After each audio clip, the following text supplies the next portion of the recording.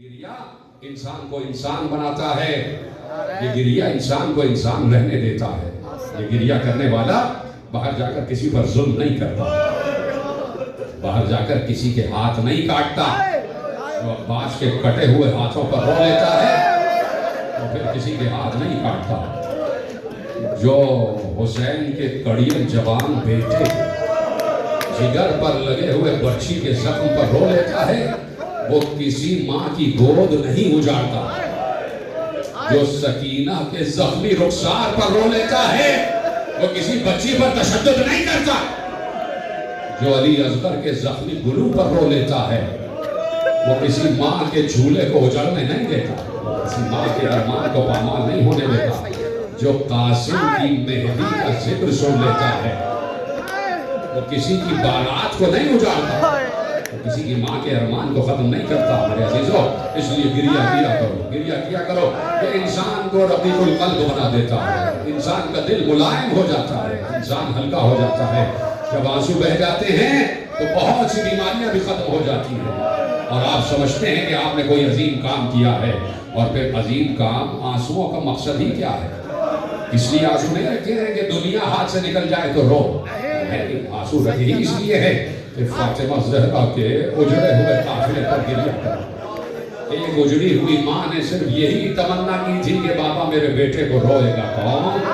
آؤ فاطمہ زہرا، آج ہم آپ کے بیٹے حسین کے ساتھ ساتھ آپ کے ساتویں بیٹے موسی کاظم پر بھی گریا کر رہے ہیں۔ بیوی کس کس جگہ آپ آ کر گریا کرتی ہے؟ کبھی مدینے میں گریا ہے، کبھی شام میں گریا ہے، کبھی کربلا میں گریا ہے، کبھی سامرہ میں گریا ہے اور کبھی کاظمین میں گریا ہے۔ یہ بیوی روتی ہی رہی، آج بھی ہر مجلس میں آتی ہیں اور جہاں خواتین پس پردہ بیٹھی ہوتی ہیں وہاں بیٹھ کر زہرا روتی ہیں۔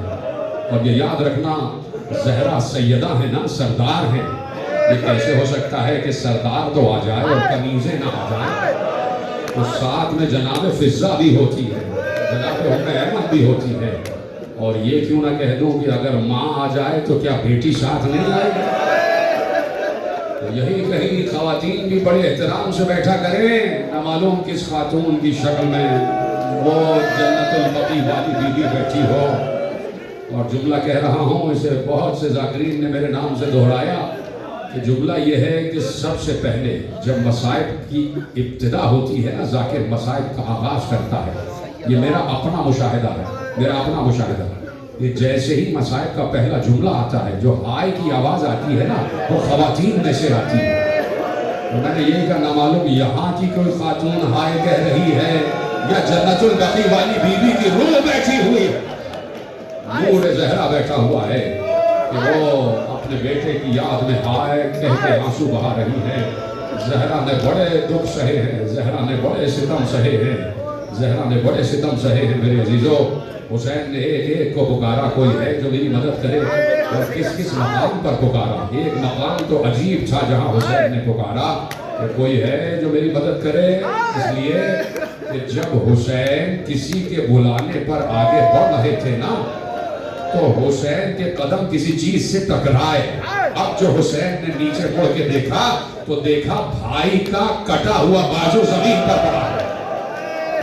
اب باز میں باب الحوائج ہے نا تو ذکر سنتے چلے جاؤ۔ بھائی کا کٹا ہوا بازو زمین پر گرا ہوا ہے۔ حسین نے عباس کا کٹا ہوا شانہ اٹھایا، آگے بڑھے، پھر ٹھوکر لگی، دیکھا عباس کا بایاں بازو کٹا ہوا پڑا۔ بھائی کے دونوں شانے ہاتھ میں اٹھائے، ایک مجبور بھائی جا رہا ہے۔ جب تک شانوں تک پہنچے تھے تو حسین کمر پکڑے ہوئے تھے۔ عباس تو میری کمر کی طاقت چلے گئے۔ اب مجھے بتاؤ، حسین نے غلط جملہ تو نہیں کہا نا، حسین نے مبالغہ تو نہیں کیا، حسین کی کمر کی طاقت جا چکی تھی۔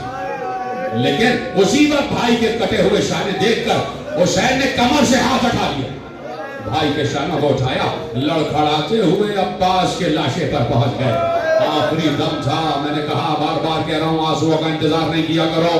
بعض اوقات آنسو نہیں آتے، آنکھوں پر اختیار نہیں ہے لیکن زبان پر اختیار ہے۔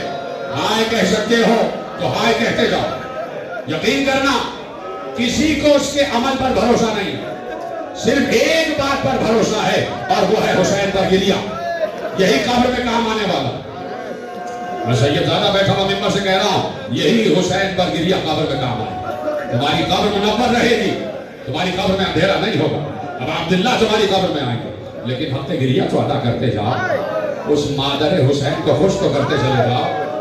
اپنی آوازیں جس مقصد کے لیے اللہ نے دی ہیں اس مقصد کو تو پورا کرتے جاؤ. حسین لاش عباس پر پہنچے اور عجیب انداز سے پہنچے کہ بھائی کے کٹے ہوئے شانے پہلے زمین پر رکھے اور رکھ کر دو زانو بیٹھ گئے اور بیٹھنے کے بعد عباس کے سر کو اٹھایا. عباس آخری سانسیں ہیں, عباس قدم اکھڑا, عباس کے سر کو اٹھایا, اپنے زانو پر رکھ لیا. حسین ویسے بیٹھے تھے جیسے نماز پڑھتے ہوئے بیٹھا جاتا, جیسے نماز پڑھتے ہوئے بیٹھتے دو زانو ویسے حسین بیٹھ گئے. عباس کے سر کو اٹھایا, اپنے زانو پر رکھ لیا. بھیا ہم آ گئے, بھیا تم نے بلایا ہم آ گئے. ایک بار عباس نے کراہتے ہوئے کہا آقا آپ کا بڑا احسان, خادم کے لاشے پر آ گئے, غلام کے لاشے پر آ گئے. آقا آپ نے بڑا احسان کیا ہے, میں اس قابل کہاں تھا. آقا میں تو نہیں چاہتا تھا کہ آپ میرے تک پہنچے, اس لیے کہ مجھے معلوم ہے کہ آپ لاشیں اٹھا کر تھک چکے ہیں. آپ لاشیں اٹھا کر تھک چکے ہیں. یہ باتیں ہو رہی ہیں, ختم ہو گئی گفتگو, آپ نے گریہ کیا, مجلس تمام ہو گئی. یہ باتیں ہو رہی تھی. ایک بار عباس نے بڑی مشکل سے اپنے سر کو بلند کیا اور بلند کرنے کے بعد زمین پر سر کو رکھ دیا. حسین نے پھر عباس کے سر کو اٹھایا, اپنے زانو پہ رکھا. عباس نے پھر سر کو اپنے زمین پر رکھ دیا. پھر حسین نے سر کو اٹھایا, اپنے زانو پہ رکھا.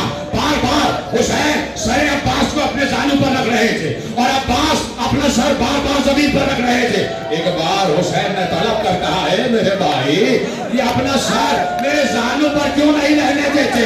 حسین نے یہ جملہ کہا تو عباس نے کہا آقا میں صبح سے دیکھ رہا